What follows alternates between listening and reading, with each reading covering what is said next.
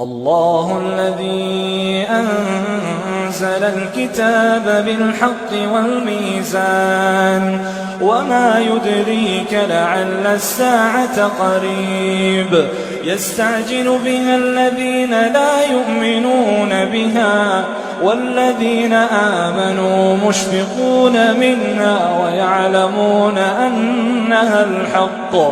ألا إن الذين يمارون في الساعة لفي ضلال بعيد الله لطيف بعباده الله لطيف بعباده يرزق من يشاء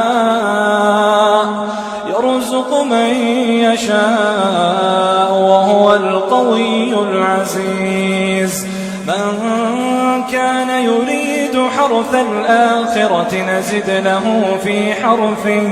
ومن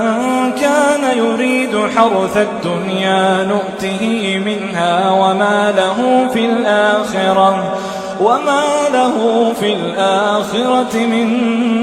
نصيب أم لهم شركاء شرعوا لهم من الدين ما لم يأذن به الله ولولا كلمة الفصل لقضي بينهم وإن الظالمين لهم عذاب أليم ترى الظالمين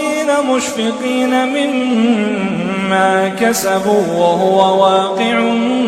بهم والذين آمنوا وعملوا الصالحات في روضات الجنات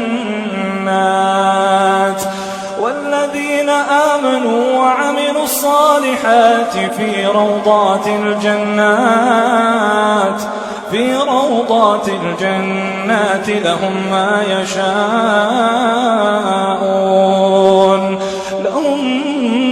يشاءون عند ربهم ذلك هو الفضل الكبير ذلك الذي يبشر الله عباده الذين آمنوا وعملوا الصالحات